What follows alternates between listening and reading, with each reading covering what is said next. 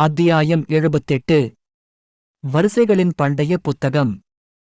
வெண்மேகங்கள் கலைந்த பிறகு அரக்கர்கள் கபிலனை சுற்றிக் கூடினர். வெளியே செல்லும் பாதை இல்லாததால் அது ஒரு கடினமான சண்டையாக இருக்கும் என்பது அவனுக்கு தெரியும். தனக்கு பின்னால் அவனால் பார்க்க முடிந்த ஒரே விஷயம் வெள்ளை ஒளி. மறுபுறம் கண்ணீர் நிறைந்த கண்களுடன் பியாவுக்கு தனது கடந்த கால சுயத்தை அறிந்து கொள்ள வேண்டும் என்ற உந்துதல் ஏற்பட்டது. நான் ஏன் கபிலனை பின்தொடரத் தேர்ந்தெடுத்தேன்? ஆனாலும் இறுதியில் அவள் கண்களில் இருந்து வெளிவர அச்சுறுத்தும் கண்ணீரை மீண்டும் விழுங்கி பறக்க ஆரம்பித்தாள். கபிலனும் தனது வாளை உறையிலிருந்து உருவினான். அவன் இன்னொரு அடி எடுத்து வைத்தவுடன் அவனைச் சுற்றியுள்ள அனைத்து அரக்கர்களும் உடனடியாக அவன் மீது பாய்வார்கள் என்பது அவனுக்குத் தெரியும். தயாரான பிறகு அவன் ஒரு தீவிரமான முகபாவத்துடன் முன்னேறினான். மேலும் அவன் நினைத்தது போலவே அனைத்து அரக்கர்களும் அவனை நோக்கி நேரடியாக முன்னேறினர். அவன் தன் வாளைக் கொண்டு அருகில் இருந்த கரடியைப் போன்ற வெள்ளை அரக்கர்களில் ஒன்றை வெட்டினான். அவனுக்கு ஆச்சரியமாக கரடி வகை மூடுபனி அசுரன் தனது வாள் அதன் உடலை இரண்டாக வெட்டிய பிறகு மறைந்துவிட்டது. காற்றில் மறைந்து போகும் சில வெள்ளைத் துகள்களைப் பார்த்து கபிலன் கண்களைச் சுருக்கினான். அந்த அசுரனிடமிருந்து அவனுக்கு எந்த எதிர்ப்பும் ஏற்படவில்லை. அவன் வாள் வெண்ணையில் துளைத்தது போல் இருந்தது. கொல்வது மிகவும் எளிதானது. கபிலனின் முகபாவனை படிப்படியாக கொஞ்சம் தளர்ந்தது. நூற்றுக்கணக்கான அரக்கர்கள் இருந்தனர். ஆனால் அவன் முயற்சித்தால் அவர்கள் அனைவரையும் கொல்ல முடியும். ஏனென்றால் அவர்களின் உடல்கள் உண்மையான அரக்கனைப் போல கடினமாக இல்லை. அவர்களிடம் எந்த திறமையும் இல்லை. அவர்கள் தங்கள் பெரிய உடல்களுடன் அவனை தாக்கிக் கொண்டிருந்தார்கள். தனது வாளை மீண்டும் சுழற்றி கபிலன் மேலும் 2 வெள்ளை அரக்கர்களை வெட்டி வீழ்த்தினார்.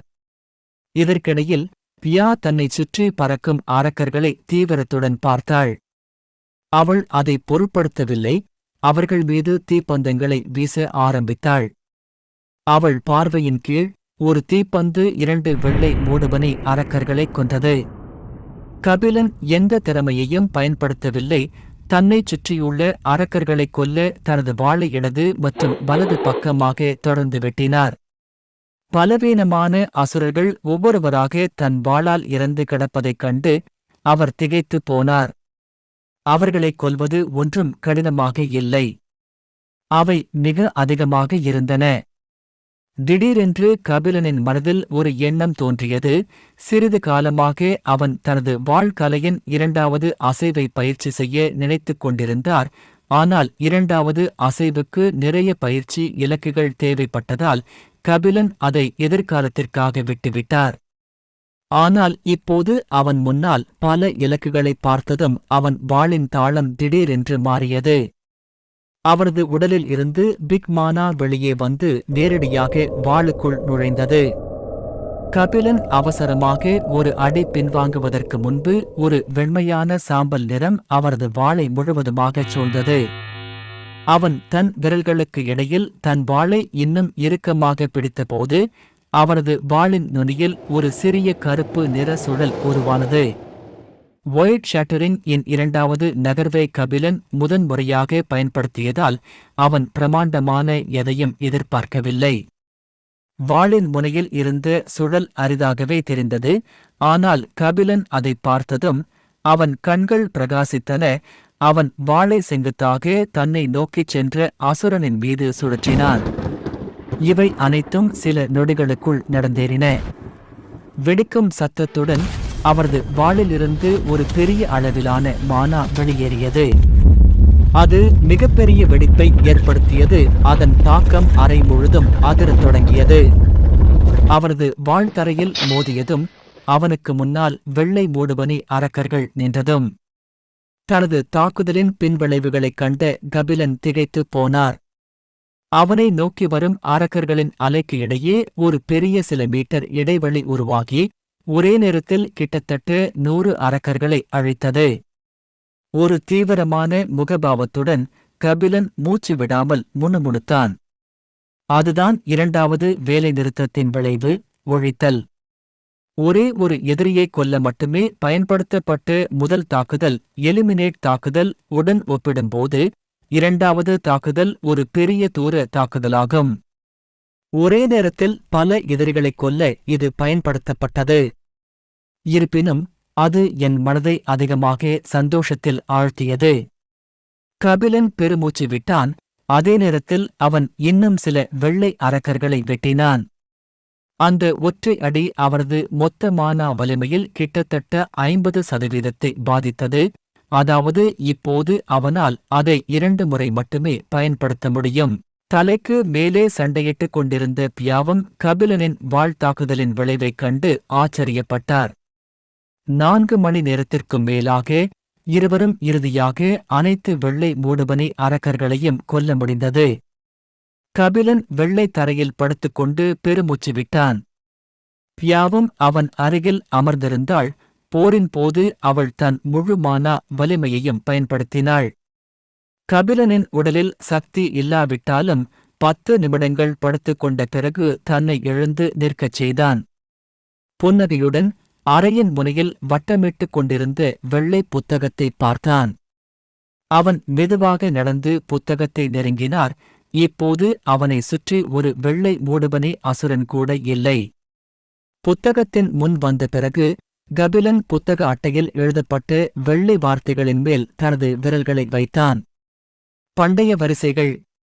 அவர் பெருமூச்சு விட்டார். கபிலனுக்கு வரிசைகளைப் பற்றி எதுவும் தெரியாததால் அது அவ்வளவு பயனுள்ளதாக இல்லை. பின்னர் திடீரென்று கபிலனின் கண்களில் அவரது எஜமானரின் முகம் மின்னியது. நான் அந்த முதியவரிடம் கேட்பேன். அவருக்கு அதை பற்றி ஏதாவது தெரிந்திருக்க வேண்டும். அவன் புத்தகத்தை தனது சேமிப்பு வளையத்திற்குள் வைத்தான். அவர் புத்தகத்தை தனது சேமிப்பு வளையத்திற்குள் வைத்த தருணத்தில் வெள்ளை அறை அதிர்ந்தது. கபிலனின் முன் இருந்த பிம்பம் மீண்டும் சிதைந்தது. பின்னர் அவரும் பியாவும் மற்றவர்களுடன் பிரிந்த அதே பகுதியில் தோன்றினர். கபிலன் திரும்பி பார்த்தான். அதில் எண் 1 பொறிக்கப்பட்ட சுரங்கப்பாதை எங்கும் காணப்படவில்லை. அவன் மற்ற 5 சுரங்கப்பாதைகளையும் பார்த்துவிட்டு 6ஆம் எண் கொண்ட ஒன்றிற்குள் நுழைய முயன்றார். ஆனால் சுரங்கப்பாதை நுழைவாயில் ஏதோ ஒரு கண்ணுக்கு தெரியாத திரையால் தடுக்கப்பட்டது. அதனால்தான் அவனால் உள்ளே நுழைய முடியவில்லை. கபிலன் பெருமூச்சு விட்டுவிட்டு ஒரு பக்கத்தில் அமர்ந்து நயன் மற்றும் டைனின் சுரங்கப்பாதைகளிலிருந்து வெளியே வருவதற்காக காத்திருந்தான். 20 நிமிடங்களுக்குப் பிறகு 2வது எண் பொறிக்கப்பட்ட சுரங்கப்பாதையிலிருந்து டெய்னின் வெளியே வந்தான். அவன் அதிக நேரம் காத்திருக்க வேண்டியதில்லை. கபிலனின் ஆடைகள் அப்படியே இருந்ததை ஒப்பிடும்போது டெய்னின் ஆடைகள் கிழிந்திருந்தன. கபிலன் பல்வேறு இடங்களில் சில ஓட்டைகளைக் கூட பார்க்க முடிந்தது. துணிகளை துடைத்த பிறகு கபிலன் டெய்னனை அணுகி அது எப்படி இருந்தது என்று கேட்டான். பதிலுக்கு டைனின் பெருமூச்சு விட்டு சுரங்கப்பாதையில் நுழைந்த பிறகு மூடுபனி வகை அரக்கர்களால் நிரம்பிய ஒரு வெற்று வெள்ளை அறைக்குள் தோன்றியதாகவும் அவர் முன்னேறிச் சென்றவுடன் அவர்கள் அனைவரும் அவரை நோக்கித் தாக்கியதாகவும் கூறினார். அரக்கர்களை தோற்கடித்து முடித்த பிறகு டெய்னின் வெளியே தோன்றினார். கபிலனின் டைனினும் பேசிக் கொண்டிருக்கும் போதே நயன் நடு சுரங்கப்பாதையிலிருந்து வெளிப்பட்டது. அவரது நிலைமை டைனினை விட மோசமாக இருந்தது.